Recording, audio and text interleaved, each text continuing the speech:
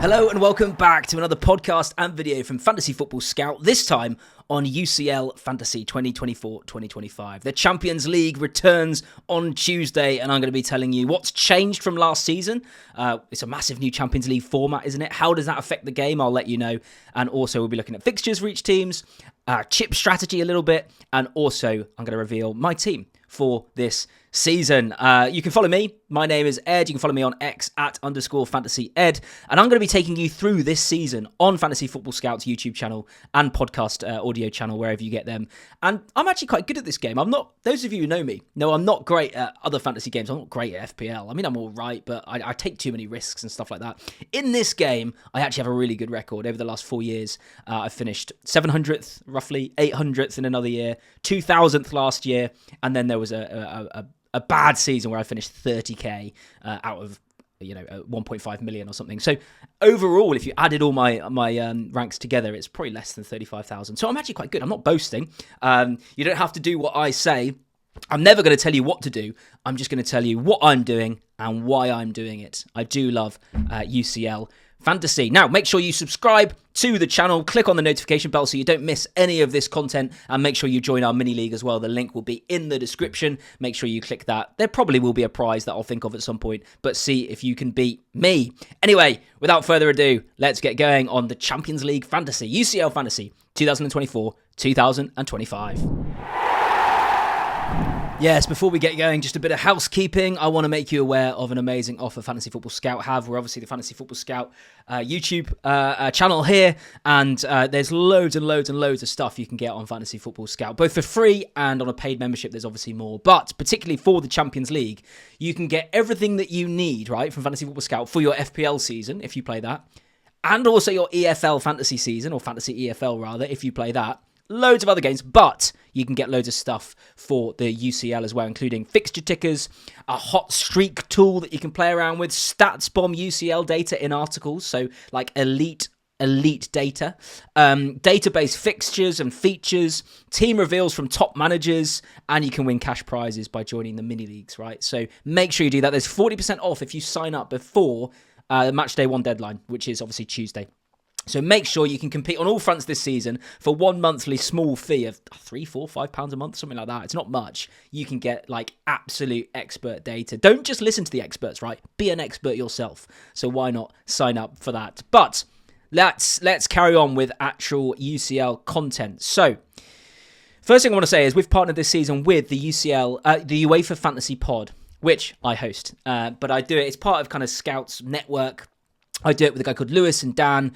Really, really want to encourage you to sign up to that. It's audio only, so you can get your YouTube videos here. And if you want to listen to the audio podcast of UCL stuff, there will be stuff on the Scout feed. This will, of course, go on the Scout feed. You might be listening to the Scout feed right now. It's in my voice. But please do, if you want like a more in-depth and a more regular content on UCL Fantasy, then follow that UEFA Fantasy Pod. Just search for UEFA Fantasy Pod wherever you get your podcasts. It's really, really good. We've already done, before the season, 9 team preview episodes, 4 at a time. And we're doing chip strategy, and we're doing our team reveals. 3 really good fantasy managers there. Well, 2 and me. 3 really good fantasy managers, UCL managers, talking about UCL fantasy. Much more in depth. Great picks, picks each week and everything. So make sure you sign up to that. It's free, of course. And join their league as well. So on the screen, if you watch on YouTube, you can see the league code. If you're listening on podcast, the link will be in the description. However, this is the code if you want it. I'm going to say it now.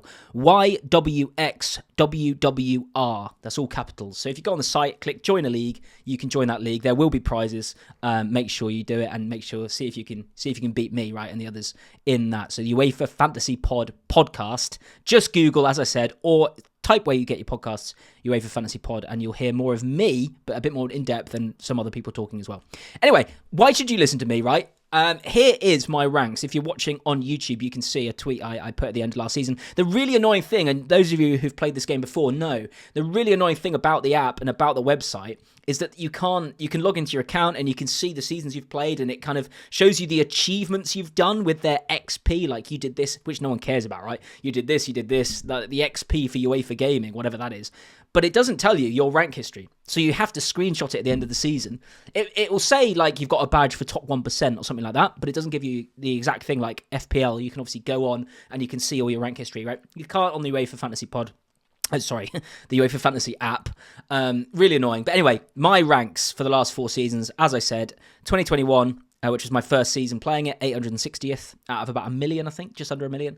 21-22, 777th, so I improved a little bit. That was about 1.25 million people playing. 22-23, I think it dropped back to about 1 million that season, interestingly. Or I think it did, yeah. And I got about 30k, so that wasn't a great season for me. But then last season, 23-24, I did quite well again. About 1.5 million people playing, you can see on the screenshot there. And I finished 2,968th, which was really annoying, actually, because I was top 1k, or I was about 1,300th with 2 game weeks to go. And I thought, if I really do well, I can push up. So I took some risks trying to get top 100 or something. And I dropped back to 2,968th. But anyway, so I've got a decent rank history. I know how this game works. However, it has changed slightly this season.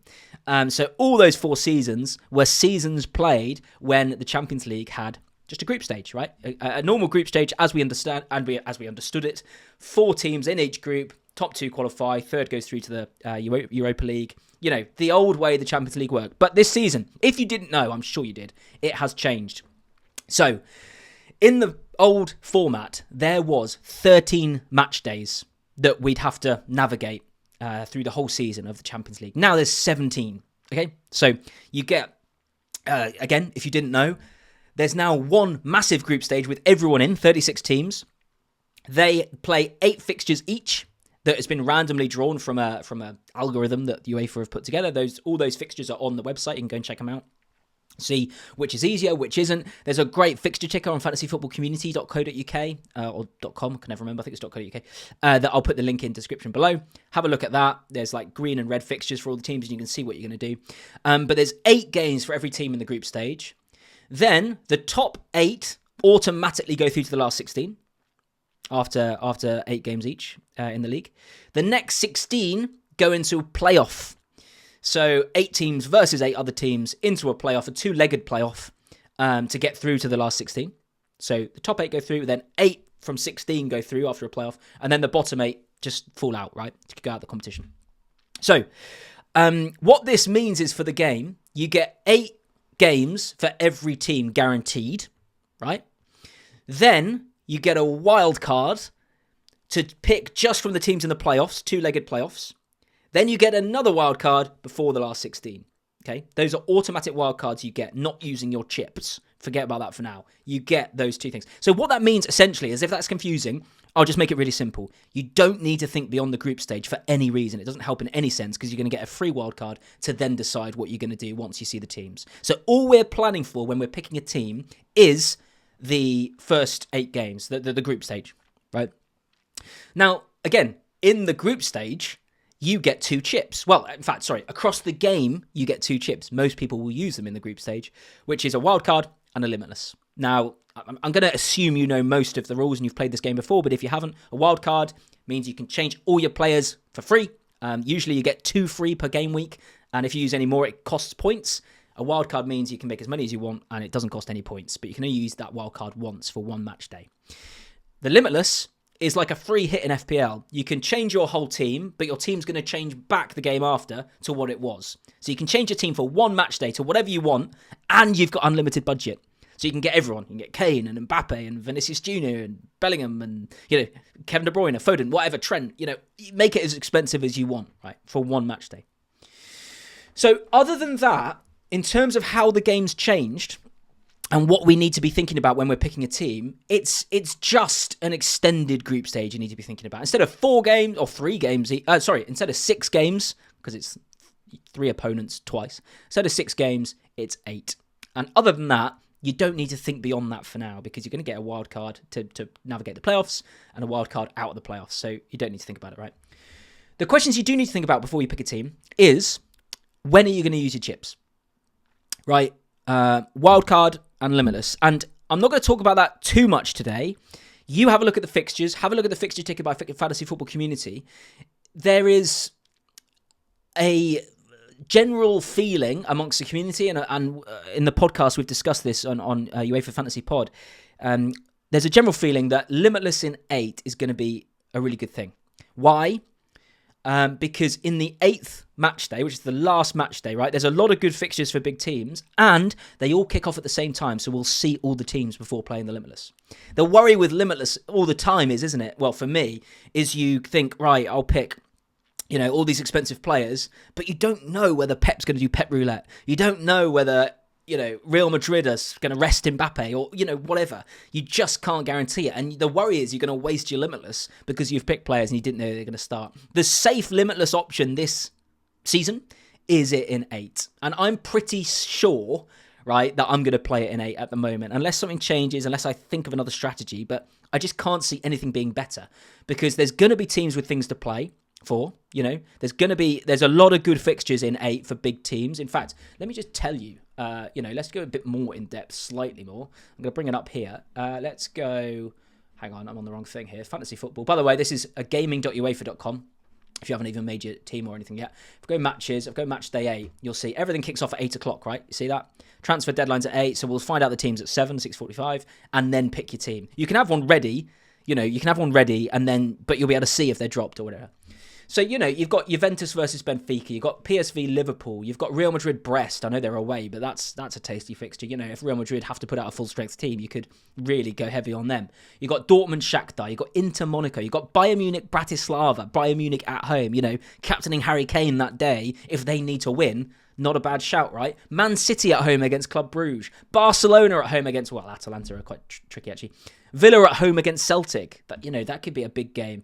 Arsenal are away against Girona. That's actually quite tricky. But yeah, you see there's 4 or 5 really big games on match day 8 that you could really fly in at, right, for Limitless. So at the moment, I'm thinking of playing Limitless in 8.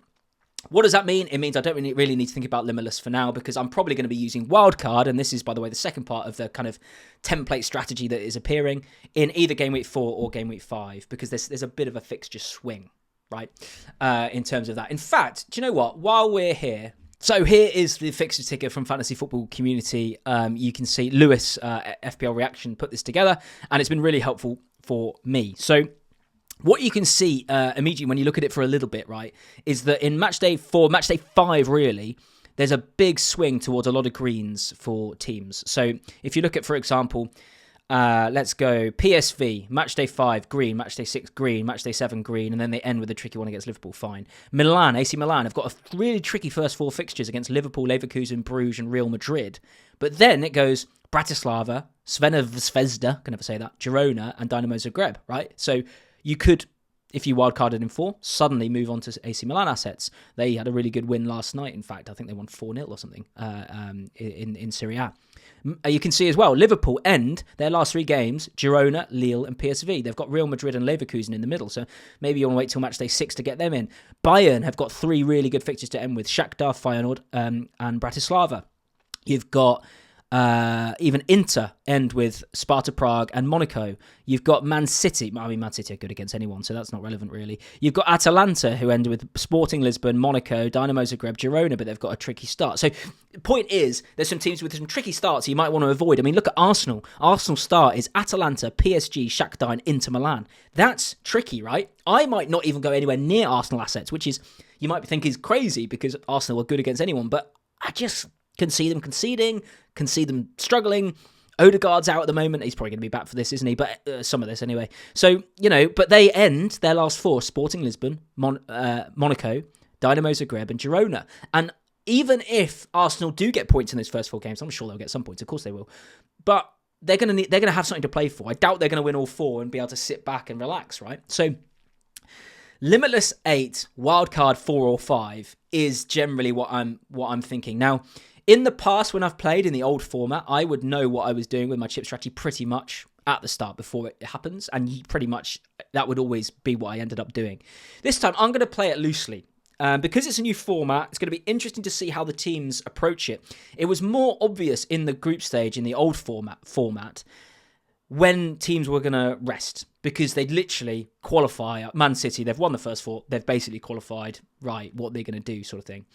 In this format, it's going to be a lot more jeopardy. The reason the UEFA have done this, by the way, is because in all the modelling, and if you've ever played Football Manager and gone through into the future where there's this format, which I have loads of times, I've been playing this for, I've done seasons and seasons of this format in the game, as those of you who've played Football Manager have.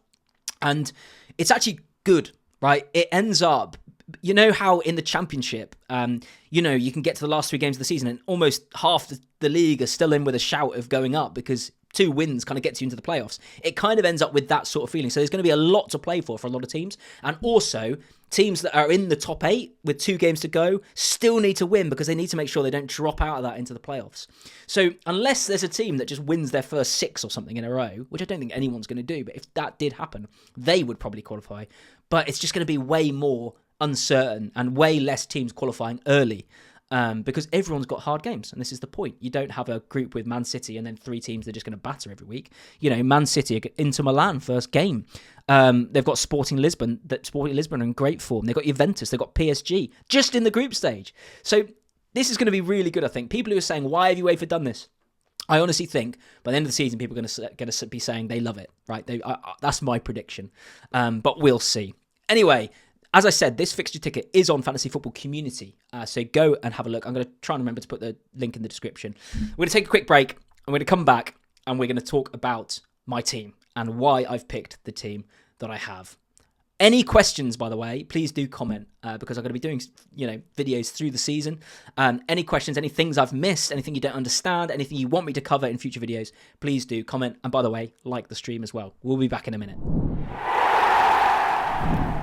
Yeah, so here we go. I'm stuck in the corner now. Here's the big screen up. So, look, here's my draft at the moment. Now, I'm recording this on Sunday afternoon, just before watching Newcastle batter Wolves, hopefully. I shouldn't have said that. I was going to come back to haunt me, isn't it? So, here's my first draft. Now, I've been tweaking this over the last 48 hours when I've been seriously thinking about it after doing all the team preview episodes on UEFA Fantasy Pod. Please do subscribe to that. And this is what I've come up with, but it's the front line that might change, and then if that changes, then kind of everything changes. Now, let me just talk through it. So, a couple of things to consider as well. A couple of things I missed out of what's changed in this format, right? In this new league format, this New Year's UCL format, is that in the past there was only 2 24-hour periods in a match day. I'm going to assume you know what a match day is. A match day doesn't mean one day where matches are played. It means that round of fixtures. And there's 17 in this. There was 13 last season and previous seasons. There's 17 now, which are match day 1, everyone's first game in the group stage, match day 2, match day 3, match day 4, match day 5, match day 6, 7, 8 in the group stage. Then you get a wild card, and there's a 2-legged playoff, leg 1, leg 2, with the teams in the playoffs, of which there will be 16. Then you get another wild card, and you're into the last 16, leg 1, 2, quarterfinal, leg 1, 2, semi-final, leg 1, 2, and final, right? So that totals 17. Now, this year, there are 3 days, 24-hour periods in some of the match days. So I'll show you actually. Let's go. What am I doing? Matches, yeah. So you'll see here. Sorry, the adjustment's a bit wrong on the screen, but match day 1 you can see enough. Tuesday, there's going to be games, right? This is match day 1. Wednesday. Right, that's what we're used to, Tuesday and Wednesday in the past. But now there's a Thursday as well, which used to be the day you didn't want to be in because it meant you were in the Europa League or Europa Conference League. I'm a Newcastle fan, so I would have been on any day. I'd be happy. But last season was amazing being a Newcastle fan because we were in the Champions League, of course. Not that went well. Anyway, I was at PSG, beating PSG 4-1, though. That was absolutely incredible at St James's Park. And I was at AC Milan away, and I was at AC Milan at home. Anyway, this isn't a Life with Ed podcast. Yeah, so that's another change, right? Is that there's 3 days. Now, what does that mean? It means on some of the game weeks, don't use the word game week. On some of the match days, there is 3 chances at a captain instead of 2. Because remember, in this game, you can move your captain each day. It's a stick or twist scenario. So you either stick with your captain, you put it on who's playing match day 1. You put it on Real Madrid, Mbappe. He gets 2 goals and you think, well, should I keep those 2 goals worth of points or should I move my captaincy and twist? Because on Wednesday, Haaland's playing against Inter. And we know what sort of form Haaland's in, right? So, well, what's he got this season so far? 9 goals in 4 games or something? 2 hat-tricks, 3, 6, 7, 8. Yeah, 9 goals in 4 games. Mad. Anyway, so there's 3 options. So if you look at match day 1, for example, you could, for example, think, okay, match day 1, you're probably either gonna be captaining a Bayern Munich player against Dynamo Moscow or Dynamo Zagreb, is that, whichever one it is, say Kane, right? Or you're going to be captaining a Real Madrid player against Stuttgart, an Mbappe, Vinny Jr., a Bellingham, although there's injury doubts about him for game week 1. You're probably not going to captain, a Salah away against Milan in the first game of the Champions League. I don't think you're going to do that. I mean, Milan won 4-0 again. 4-0 the other day. They're looking all right. They didn't start very well, but they did well last night. Or some of the hipsters might go for a Vlahovic Juventus against PSV, because remember, these two early games, the 5:45 ones, we'll see the teams before the deadline. I just wish those two were better games. That would have been good. Or like, what's his name? Guy Correz, or whatever his name is, up front for Sporting, or Goncalves, they've started really well, and they've got a home game against Lille. So, say you're going to captain one of them in game week, in matchday 2, on the second day of matchday 1, the Wednesday, who are you going to captain? It could be a PSG player, although they don't have Mbappe anymore, so Barcola, I don't know. Man City, Haaland but they're against Inter, so maybe you go, do you know what? It's not going to be easy. Inter are very good defensively, or they were last season, so who knows? It's going to be one of them. And then matchday 3, it's probably going to be, who's going to be on this day? It could be a Barcelona player. They've started really well, but they are away against Monaco, and Monaco aren't rubbish. So it's going to be tricky, right? So ideally, for me, I'm thinking I want to nail a captaincy before the third day, because I don't want to be getting into this day without a captaincy kind of return, or decent return. So yeah, basically the point there is there's going to be 3 chances at a captaincy. So I've reflected that in my team, because if you go on date, I'm just going to read through my team for those listening on podcast. So it's a 4-3-3. On the pitch at the moment is what's his name? The Juventus keeper, De Gregorio, who's 4.5 million. Their opening game is against PSV at home. He should start. He didn't start. Yes, I know he didn't start this week for Juventus, but I think he was actually being rested for this game. He started the ones before that. He's 4.5 million as a keeper, and Juventus' fixtures: PSV, Leipzig away. It's going to be tricky. Stuttgart at home, Lille away, Villa away, then Man City at home. But I'm probably going to be wildcarding before that anyway, so don't need to think about that. I'm kind of, by the way, only thinking of the first 4 games with this team. I'm not even thinking further than that. Don't need to, because I've got a wildcard I can play. So goodness sake, De Gregorio for Juventus in goal. The back 4 at the moment is Emre Can, who, by the way, is a defender in this game for Dortmund, and he's taken some penalties for them. So, he's kind of an out-of-position player who could be on penalties. I'm not going to guarantee that.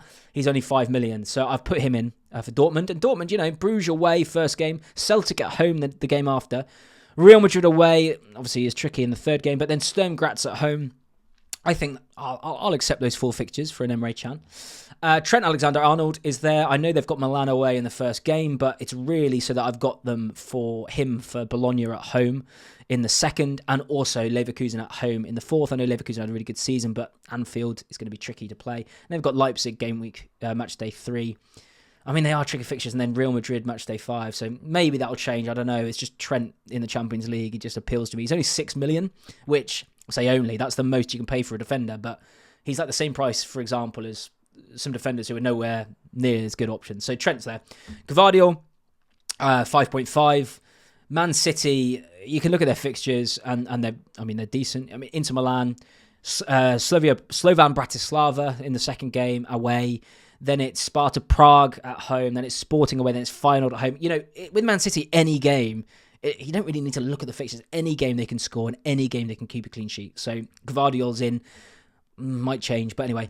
Ferland Mendy is 4.5. He's 5 million. He's starting for Real Madrid at left back. Their first games, 3 games. Stuttgart at home is particularly the one I'm looking at. I want to make sure I get in on that. After that, I'd happily move off Real Madrid. Lille away, obviously they can win any game, Real Madrid, but Lille away, Dortmund at home, that's not going to be easy. Milan at home, that's not going to be easy. Then Liverpool away. 3 really tricky fixtures for them in game week, in match day 3, 4, and 5.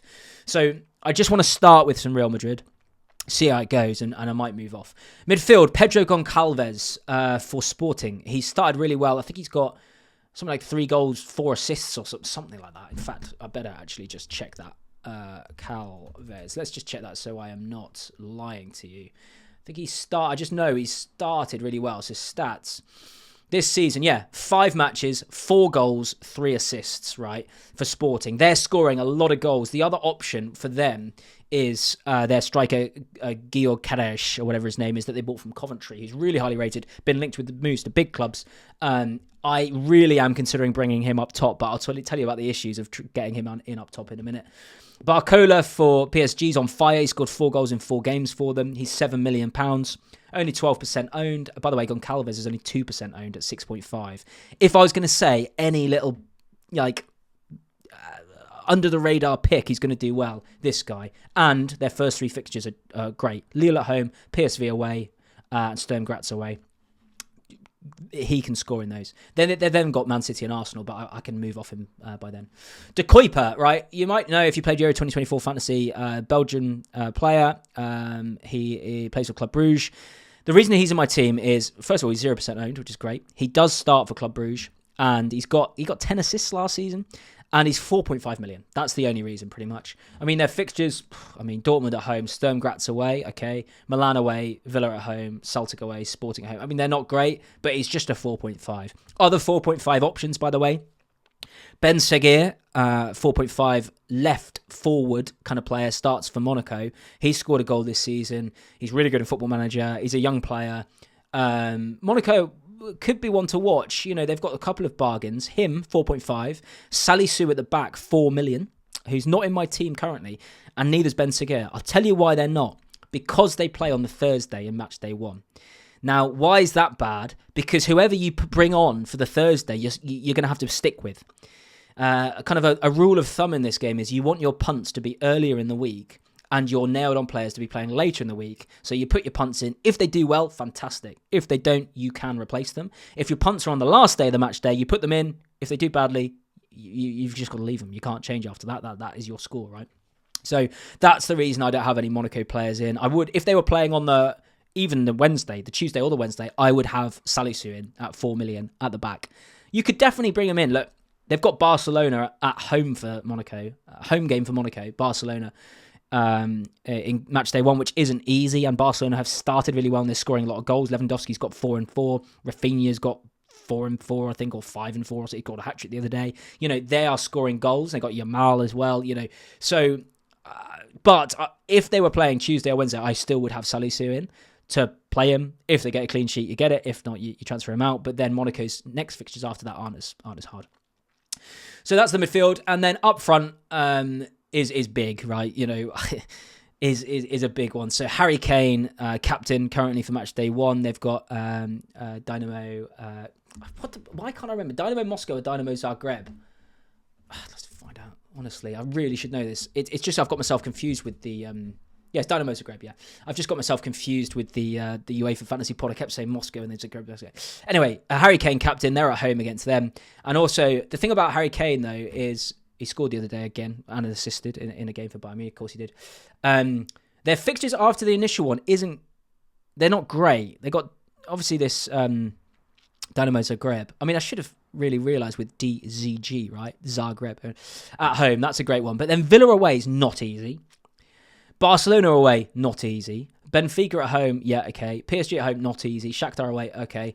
I particularly this game scares me. I think Harry Kane might leave my team for Matchday 2. It might be a transfer I bank in because Villa's first home game in the Champions League, back in the Champions League. I know they've never been in the Champions League, they've been in the European Cup, of course. But back in Europe, the atmosphere is going to be the best it's been at Villa Park for years. It's going to be electric. It's like when Newcastle played PSG last season. I was there. First game back in the Champions League for 20 years.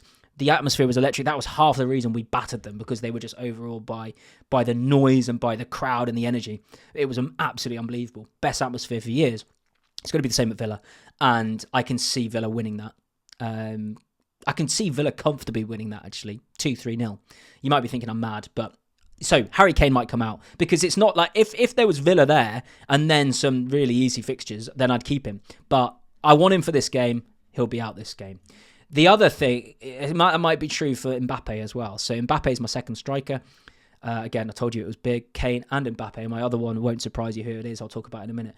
But Stuttgart at home, I want him in for that. It's his first game in the Champions League for Real Madrid. It's at home. They've done well at home. I think 2-3-0 wins so far at home. They've drawn two away games, 1-1. They won the Super Cup, of course. Mbappe scoring. Mbappe scored 2 in the last game. He's got 3 goals from so far. He'd blanked in the other league games before that. But for this game, I want him. You could then keep him for Lille away in Matchday 2. But then it does get tricky for them. Dortmund at home, Milan at home, Liverpool away, Atalanta away. I mean, those are like, in previous Champions League seasons, those are all like knockout games, right?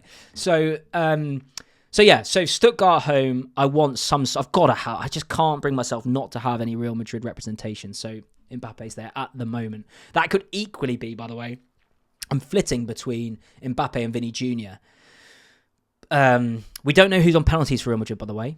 Apparently, it's been said that they're going to share them, which sounds like an absolute nightmare and a fight ready to happen on a pitch, right? Apparently, Mbappe and Vinny Jr. are going to share them. So, what that means, the managers come out and said that as well, saying they can decide. That sounds like a disaster waiting to happen to me. We'll come back to that if there is a disaster that happens. But Mbappe's currently there. And then Erling Haaland is my other one. He's selected by 51% of the game. He's 11 million. In fact, so Kane is 10.5, Haaland's 11, and Mbappe's 11. So I've spent a lot on my forward line. His first game, Inter at home. Obviously, he's not ideal. Inter were incredibly good defensively last season. I could see it being 0-0 that game. I could see Haaland being rested. There was a lot of rumours around him. His close family friend died this weekend, very sadly for them, and there was rumours that he might get compassionate leave, but he didn't take it. He played and he scored 2, looking for that third hat-trick in a row, didn't quite get it. But there's a nagging feeling in my mind that A, will Haaland be rested for this game, or will he get his compassionate leave now? Like, when's the funeral? That sort of thing. I mean, I don't want to go into details of that. It's a bit morbid, isn't it? But will he play? Second of all, will he just get rested? Because he's on fire in the Premier League, and will he get rested? Now, you might be saying, well, Pep's not going to rest against Inter, right? And you're probably right. You are probably right, which is why Haaland is in my team at the moment. But there is a nagging little thing in my mind. I never, ever trust Pep. If you've never played this game, I mean, you would have played FPL, so you know never to trust Pep, right? But Champions League is almost even worse sometimes. You just can't predict it. And we're not going to see the team before the deadline, because it's at 8 o'clock and not 5:45. I would have loved it if this game was at 5:45, so that even though it's on the second day, so that we can know, we could put our Man City players on a bench and then know if they're playing to bring them on. But we're not going to get that. So now the issue with this front line, let me talk about this. This is my main sticking point at the moment, because I think if I wasn't scared of Real Madrid going big against Stuttgart, what I'd do is... In fact, if I wasn't scared, right, I shouldn't be, should I? If I was just going with my gut, right, here you go. What I'd do is I'd get rid of Haaland, I'd get rid of Mbappe, I'd put Lewandowski in so I can captain him on the third day, because currently the issue is, who are you going to captain on the third day? It's probably Barcelona are the team you want to. Now, I've got Rafinha, so maybe... but Lewandowski's scored 4 and 4. He's on pens. Is that the way to go? And then, let me just go back a step. The issue with this front line, Kane, Haaland and Mbappe, is that Kane and Mbappe both play on the same day, so you can't captain them both. So you're wasting a lot of money on a player you're not going to get the captaincy out of, right?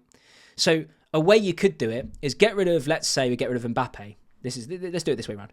And put Lewandowski in. You then have a captain on the 17th who's on penalties, Harry Kane, prolific striker, like generational striker.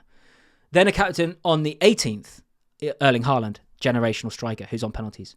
Then you got a captain on the 19th, Lewandowski, generational striker on the 19th, right? That's what I probably would do. The only other 2 attackers I'm considering are a Real Madrid forward, either Vinny Jr. and Mbappe, or, and here's another, well, it's not really a punt. I mean, but it's a lesser owned, cheaper player who I think is going to do really well is, let's go to Haaland, is Gaio Queiroz. Again, the issue is he's on the 17th and Kane's on the 17th, but he's only 12% owned. He's got Lille at home. Sporting Lisbon are in top form, and this is why I've got Goncalves in midfield, right? If I get Gaio Queiroz, I'll probably get rid of Goncalves. I'll have one of them, right? He's 7.5 million. And when you make these changes, so now the front line for me, if you're listening on podcasts, is Kane, Gaio Queiroz, and Lewandowski. I've got 5.5 million more in the bank. And the argument you could make for this is, right, Haaland, Inter Milan at home, that's not easy, right? Mbappe, Real Madrid's fixtures after this first game aren't great. Like, they're not. This is Real Madrid, right? So they can score in any game. It's Mbappe, right? But they're not great. But Gyökeres' fixture's great, Lille at home. And Lewandowski's fixtures is good. And in match day 2, it's even better. Young boys at home, right? So for the first 2, that looks top notch. So if I did this, which there's still a chance I will, it would be different, but there's a chance I do, then what I would be thinking I'm going to do for match day 2 is take out Kane, who's got Villa away, then Barca away, and I'd bring in Haaland, who's got Bratislava away, hoping he's going to play. Because I wouldn't bring in Mbappe, Lille away. But you see, this is the big problem. The big problem with this, as you'll be seeing, you'll be going, you've got to have Real Madrid. And all I've got is Ferland Mendy at the back. You've got to have a way into that Real Madrid attack. Now, this would be simpler if Bellingham's fitness issue was, sorted and we knew. Because if Ancelotti came out and said Bellingham's going to start, then at this point I could go, okay, I'll get rid of Oscar Glock in midfield. Oh, by the way, I didn't go through my bench, did I? The bench was Oscar Glock, who is only 1% selected. His first games are really good, the first 3. Sparta Prague away, Brest at home, Dynamo Zagreb at home. He's already scored this season, I think a couple of goals for Salzburg. Really good player, and he's only 6 million. So I like him at the £6 million bracket. I had him in my team last season a bit. He was in the similar bracket of Calvin Stengs and that sort of player who did well last season. Really highly rated player. I like him for Salzburg. So he's on the bench. The other players on the bench were Fulland, Kubasi at Barca, Rafinha at Barca, and Kobel in goal for Dortmund, who's a £5 million keeper. That keeper partnership, by the way, of Kobel and Gregorio, yeah, they rotate quite well. So, for example, in match day 3, Kobel has Real Madrid away. You obviously still play him because you get to play both. But De Gregorio, I'm going to struggle with that, has Stuttgart at home. So that just works well, right? Let's just check they also are on different days. I think they are 22nd. And no, they're not. Okay, issue. I'm going to have to think about that. This is the sort of thing you have to think about, right? At the moment, I'd looked at the fixtures and thought, oh, that works well. But if you want keepers who play on different days, right? Now, in match day 1, De Gregorio plays on the 17th and Kobel plays on the 18th. That's good.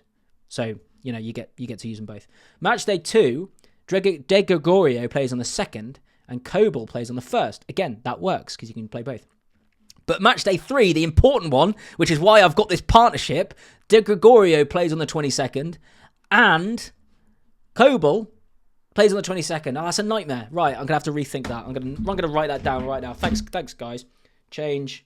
Right, keepers. This is why I do this. Change keepers. I have to think of another partnership.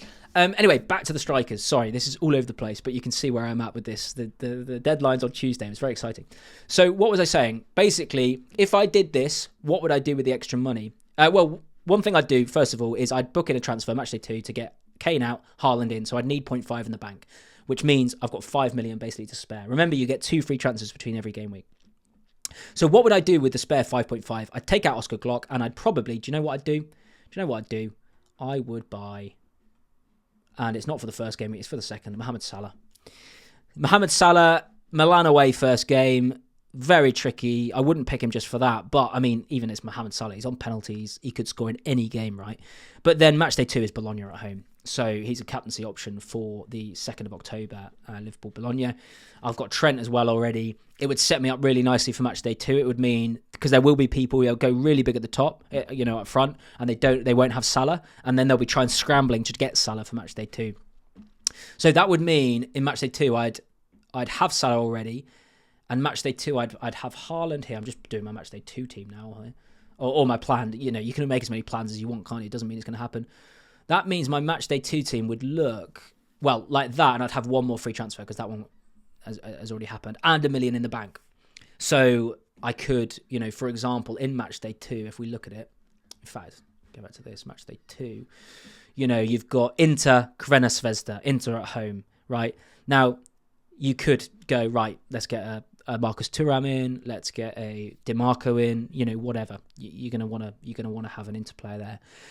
The thing about Inter in this game, if you didn't play last season or you don't know, is they're a nightmare. They rotate massively, or they did last season. Massive rotation every week, basically to the point where everyone kind of avoided them a bit. People had Jan Sommer in goal because he didn't really rotate. But other than that, it was a nightmare. Other good fixtures in Matchday 2.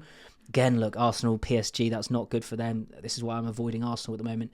Borussia Dortmund, Celtic. So you could get a Sabitzer in, or not, I was going to say Fulkrug. He's gone to West Ham, hasn't he? There's a couple of Dortmund players you could get in. Who else in Matchday 2 looks good? I mean, there's not, Liverpool, Bologna I've spoken about, but I'd already have Salah and Trent for that. So it's just Inter really. I'd be desperate to get in. The rest I'd already have. I'd already have triple Barca because I'd have Kabasi, Rafinha, and Lewandowski. Other than that, I mean, I'd have a Sporting player away against PSV. That's fine, whether it's Goncalves or whether it's Gyökeres or whatever his name is. This has gone back to my original now. So those are my thoughts. I hope that's helpful. So at the moment, I'm sticking with this, but I have told you my alternative plan. So I'm sticking with Kane, Haaland, and Mbappe up front. But the alternative is bringing Lewandowski early, so you've got him for Matchday 2, where he could go nuts at home against, I can't remember who it was, whoever, Young Boys, that's it. And then also get rid of Haaland against Inter away, put the captaincy on Kane, and have Gyökeres, or have... what was the option? What was the other option? I can't even remember now. What was the option if I got rid of those two? Gyökeres and Lewandowski. So that's where I'm at. But you can build a pretty good team with 3 big players up front. The issue, of course, is, De Kuyper's a bit weak. He's only there because he's 4.5. He did get 10 assists last season for them. If I could create a team with these 3 up front and Salah, which I actually did yesterday, but it meant I didn't have Gvardiol. I had a 4.5, I think, and I didn't have Trent. I think I had maybe a 4 there. So the defense becomes very weak. And then I think I upgraded, who was it? Maybe Glock was Trent, it was Salah or something. The issue with that is you don't need Salah in the first game, I don't think. I don't even really need Trent, but it's Milan away. I don't think Milan will concede. Maybe it'll be a tight game is the point. Anyway, look, this is where I'm at. This is my team. Any comments below, any advice below, please. But my main points for us to leave on here. Number 1, make sure you do checks like I just did, particularly with the keepers, that they play on different days. Now, of course, it would have got to Matchday 3 and I would have realised before the deadline, but I'm going to re-look at that to see, is there a better combination that take me right through to when I'm going to play wildcard, which is around here, Matchday 3 or 4. So make sure they play on the different days. The keepers, obviously it matters less with the other positions because you've got multiple players, so you can juggle it about, but with keepers you can't. So make sure you do those checks. Second of all, make sure you've kind of have a rough idea of when you're going to play wildcard. If you're going to play wildcard Matchday 3, then you only need to think about the first 2 game weeks. If you're going to play wildcard in Matchday 7, which I doubt you're going to do, but if you did, you'd have to kind of take much more into consideration. Yeah, and the last thing I'd say is just 2 more things. Be bold. Maybe I'm being a bit too weak by just doing this because this is a front line that a lot of people are going to have. Either Mbappe or Vinny, probably Mbappe because he's the big name. Haaland, people are going to think you can't not have Haaland after what he's doing. And Kane because he's Harry Kane. It just affects the rest of the team quite a lot. Maybe I'm just going to be... Knowing me, I'm probably going to go for the alternative front line of Gyökeres and Lewandowski and then take the risk on Haaland and Real Madrid. But hey-ho. And then the last thing I will say is... what was the last thing? It's probably really important. I think the last thing I was going to say is... remember, before the deadline to lock in anything, we're going to see these 2 lineups. So if there's if you're thinking of Ollie Watkins, Czechi's going to play. If you're thinking of Vlahovic at Juventus, Czechi's going to play. Even with the keeper, if I keep the Juventus keeper, I know I need to look at that. You can check he's playing. PSV, Luke de Jong, I don't know, young boys, no idea who you'd pick from there. And then also keep your eye on these games. It's not that you can make transfers, but you can make subs. So if you've got a Shakhtar player, before you bring him off the bench, if he's on your bench, you can go, he's playing, or he's not playing, leave him on the bench or whatever. And then also on the Thursday, it's, Feyenoord, Leverkusen we're going to see, and Crevena, Zvezda, and Benfica we're going to see. So they're not great games starting early in this match day. It's not going to help a lot of people. But for example, Salzburg, if I do go with Oscar Glock, I'm going to be able to see if he's starting. I mean, I imagine he is, but I'll be able to see that, which is why if I set my bench, I will put Oscar Glock on the bench because I know I'm going to see if he's going to start or not. If he was at 8 o'clock, I just put him in the starting lineup because he doesn't play on the last day, and I just have to take that risk anyway. But because he's a 5:45, I'm going to see, so he'll be on my bench. Anyway, that's where I'm at the moment. Thank you very much for watching. Remember, please subscribe to the UEFA Fantasy Pod. Just search that where you get your podcasts. Join the mini league. Link is in the description. And good luck for Matchday 1. I will be back with a review of Matchday 1 and a preview of Matchday 2 whenever. But put the notification bell on.